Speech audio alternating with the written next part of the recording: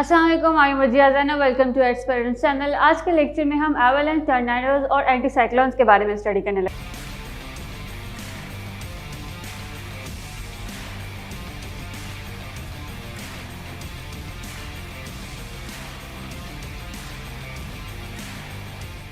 करते हैं एवलांच से। तो एवलांच क्या है? एक फ्रेंच वर्ड है, ठीक है, जिसका मतलब है डिसेंड मूविंग दी डाउनवर्ड, ठीक है। तो अगर एवलांच की बात करें तो ये क्या है? एक रैपिड एंड डिस्ट्रक्टिव फ्लो है of snow and ice moving the downward the mountain range. और बहुत सारे फैक्टर्स हैं जो एवलांच को ट्रिगर करते हैं। उसमें से क्या है? स्नो पैक कंडीशंस हैं, कुछ वेदर कंडीशंस हैं और ह्यूमन एक्टिविटीज भी हैं जो इनको क्या करती हैं? एवलांच को ट्रिगर करती हैं। एवलांच क्या है कि पूरी ऊपर माउंटेन रेंज से क्या हो कि एक स्नो का जो पार्ट है वो क्या हो? नीचे की तरफ फ्लो कर जाए, ठीक है। तो अब देखते हैं कि एवलांच की डिफरेंट टाइप्स कौन सी हैं। एवलांच की 4 टाइप्स है, वन बाय वन स्टडी करते हैं। सबसे पहले है स्लैब एवलांच। स्लैब ये बहुत ही मोस्ट कॉमन टाइप है एवलांच की। इसमें क्या होता है कि एक कोहेसिव लेयर होती है स्नो की जो क्या करती है? डाउनवर्ड मूव कर जाती है।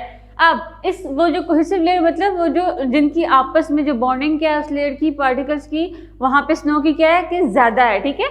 जब वो कोहेसिव लेयर क्या होती है, जब रिलीज होती है तो उसको क्या बोलते हैं? स्लैब एवलांच बोलते हैं। अब स्नैप एवलांच को ट्रिगर क्या करता है? स्नैप एवलांच को ट्रिगर करते हैं तो weak layer within the snow pack. Snow pack के अंदर जितनी भी वीक लेयर्स होंगी वो उसको क्या करेंगी? ट्रिगर करेंगी कि वो उसकी जो कोहेसिवनेस है वो क्या हो? कम हो, और जो स्नो का क्या है जो पैच है वो क्या हो?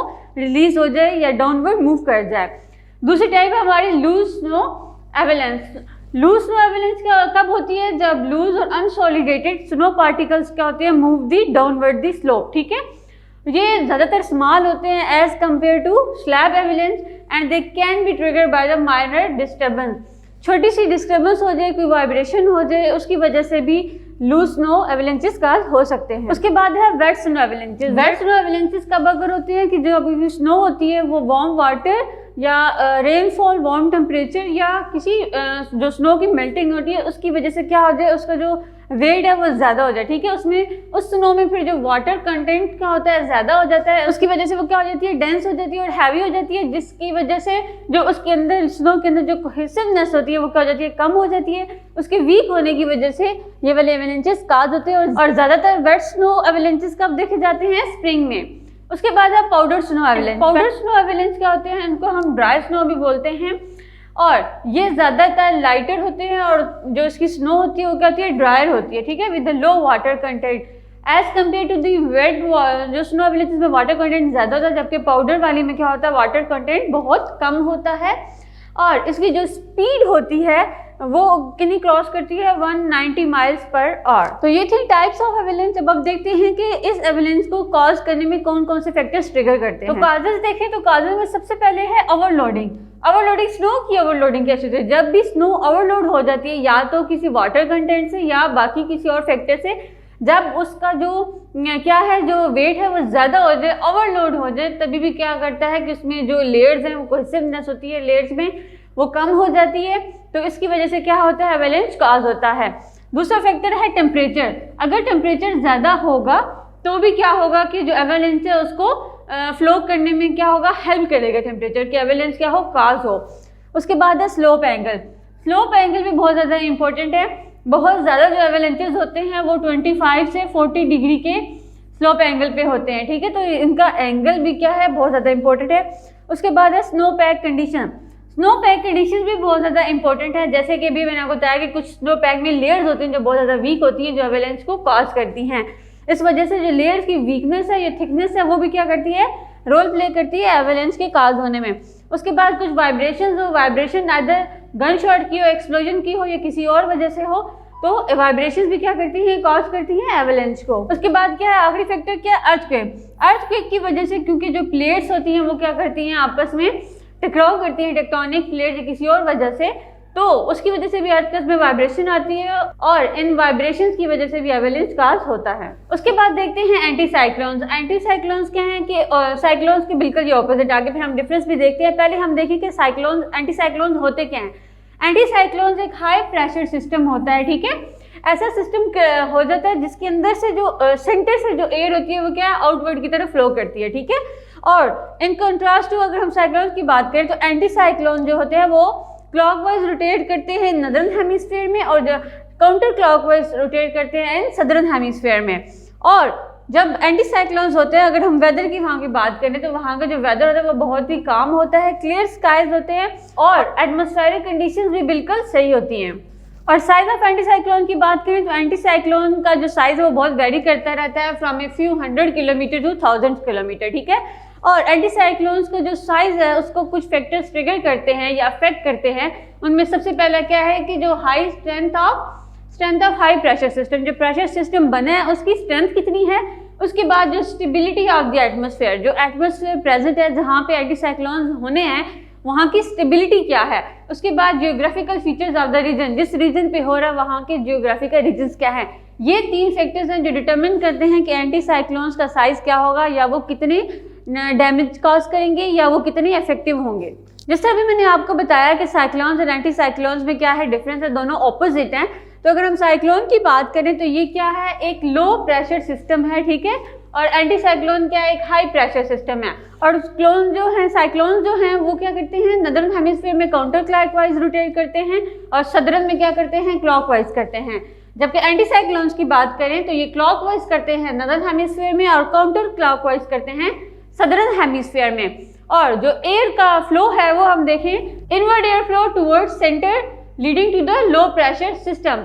जो एयर है उसका जो फ्लो होता है वो इनवर्ड की तरफ होता है जिससे लो प्रेशर सिस्टम क्रिएट होता है। जबकि हम एंटी साइक्लोन्स की बात करें तो यहाँ जो एयर फ्लो है वो क्या है, आउटवर्ड की तरफ है, सेंटर से क्या होता है, आउटवर्ड की तरफ होता है। कौन सा प्रेशर जनरेट करता है, हाई प्रेशर सिस्टम, ठीक है। उसके बाद बात करते हैं टॉर्नेडोज की। टॉर्नेडोज क्या है, ये rapidly rotating column of air है। जैसे क्या हमें देख रहे हैं कि ये कॉलम ऑफ एयर है जो रोटेट कर रहा है, that extend from the thunderstorm to the ground. ये टॉर्नेडोज की डेफिनेशन है।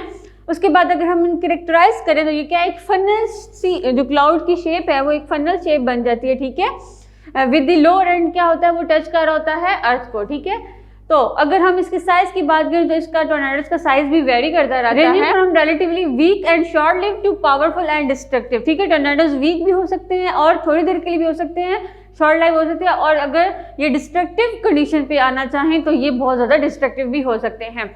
उसके बाद जो ये टॉर्नेडोज है हम उनको मेजर कैसे करते हैं या स्केल कैसे करते हैं, उसके लिए जो स्केल यूज होता है वो है इनहैंस फुजीता स्केल, ठीक है, जो हम कॉमनली जो टॉर्नेडोज है उनको क्लासिफाई करने के लिए यूज करते हैं। अब जो इनकी एस्टिमेशन है वो किन बेसिस पे लगाई जाती है, एक जो इसकी एस्टिमेशन लगाई जाती है उसकी विंड स्पीड पे, और दूसरा जो वो डैमेज कॉज करता है उसकी विंड स्पीड और कितना जो टॉर्नेडो अकर हुआ है तो उसने कितना डैमेज कॉज किया। इन 2 फैक्टर्स पे हम बेस करके टॉर्नेडोज को क्या करते हैं, स्केल करते हैं। अब बात करते हैं फॉर्मेशन ऑफ टॉर्नेडोज की। जो टॉर्नेडोज है वो बनते कैसे हैं।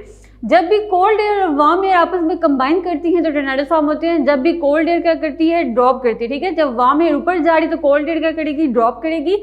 जब वार्म एयर ऊपर जाती है तो वो ट्विस्ट करती है इनटू द स्पाइरल फॉर्म, से ये नजर आता है, एक स्पाइरल सा स्ट्रक्चर बनाती है और ट्विस्ट करती है और रोटेट करती है और एक फनल सा क्लाउड बनाती है, जिस तरह के आपको ये पिक्चर में नजर आ रहा है कि जो वार्म एयर ऊपर जा रही है, कोल्ड एयर नीचे आ रही है, और जब जैसे वार्म ऊपर जाती है और इस तरह से एक स्पाइरल सा स्ट्रक्चर बनाती है। उसके बाद बात करते हैं वॉल क्लाउड की। तो वॉल क्लाउड क्या है, वॉल क्लाउड एक लार्ज लोअरिंग क्लाउड है formation that develop beneath the base of cumulonimbus, ठीक है। ये ऐसा क्लाउड है जो लोअर एटमॉस्फेयर में बनता है, ठीक है। जैसे ही एयर ऊपर जाती है और कूल करती है उसकी वजह से कंडेंसेशन से वहाँ पे क्या बनते हैं, क्लाउड बनते हैं। उसकी बेस पे जो क्लाउड बन रहा है उसको बोलते हैं हम वॉल क्लाउड। उसके बाद है वाटर स्पाउट। वाटर स्पाउट क्या है, it is a rotating column of water. जैसे वहाँ तो एयर का बन रहा है, यहाँ पे क्या होगा कि ये वाटर बॉडी पे बन रहा है, ठीक है। ऐसे rotating column of water spray form by the wind, ठीक है, जो विंड से बनते हैं ओवर दी सी और अदर बॉडी ऑफ वाटर। और वाटर स्पाउट जो है वो किसी सी या वाटर बॉडीज पे बनते हैं। उसके बाद एक टर्म है जिसको हम बोलते हैं टॉर्नेडो एली। ये एक यूएस में एक एली है जहाँ पे बहुत ज़्यादा टॉर्नेडोज अकर होते हैं, लेकिन उसका जो ओरिजिन है वो हमें सही से नहीं पता कि वो एक्चुअली बनते कहाँ से, उसकी बेस कहाँ से है। लेकिन जो रॉकी माउंटेन्स हैं और एवोल्यूशन माउंटेन्स है, ये दोनों माउंटेन्स की फॉर्मेशन में क्या हम कहते हैं कि एसोसिएट है, लेकिन हमें उसकी जो मेन ओरिजिन है वो हमें नहीं पता। उसके बाद हम टॉर्नेडोज को मॉनिटर कैसे कर सकते हैं और प्रेडिक्ट कैसे कर सकते हैं, इसके लिए जो हम सिस्टम यूज़ करते हैं उसमें से पहला है रिडार सिस्टम, ठीक है। रिडार सिस्टम में जो हम टूल यूज़ करते हैं वो है डॉपलर रिडार। ये क्रूशियल सिस्टम है जिससे हम क्या करते हैं, टॉर्नेडोज को मॉनिटर करते हैं चलिए देखें कि ये वर्क कैसे करता है। तो जो रेडार सिस्टम हम टोर्नेडोज को मॉनिटर करने के लिए यूज करते हैं वो वर्क कैसे करता है कि ऐसे कि जो रेडार है वो क्या करता है, एक बीम रिलीज करता है जिसमें जो माइक्रोवेव्स होती है उसको फोर्स करता है प्रेसिपिटेशन में, ठीक है। एटमॉस्फेयर में प्रेसिपिटेशन में जैसे वो माइक्रोवेव्स को रिलीज करता है तो वो एक जो विंड्स है वहां पे उसकी क्या करती है, इमेज क्रिएट करते हैं, ठीक है। विंड से जब इमेज क्रिएट होती है लेकिन वो टू वाइड होते हैं, हम उसे प्रॉपरली जो पिन पॉइंट नहीं कर सकते कि टोर्नेडोज यहाँ से अकर होंगे या अकर होने वाले हैं, ठीक है। लेकिन हम उसकी जो कुछ कंडीशंस होती हैं उनको हम देख लेते हैं कि हाँ ये कंडीशंस जो हैं, इन कंडीशंस की वजह से क्या हो सकता है कि अकर हो सकता है। ये जो सारा सिस्टम हम प्रेडिक्ट करने में ये उसके होने से फ्यू मिनट्स पहले हम प्रेडिक्ट कर सकते हैं, लेकिन हमें ये नहीं पता था कि ये ओरिजिन कहाँ से करेगा एक्चुअली। लेकिन हम उसकी बस क्या कर सकते हैं, कंडीशंस को देख सकते हैं कि उसकी रैकनिंग में कंडीशंस कौन कौन सी इन्वॉल्व है।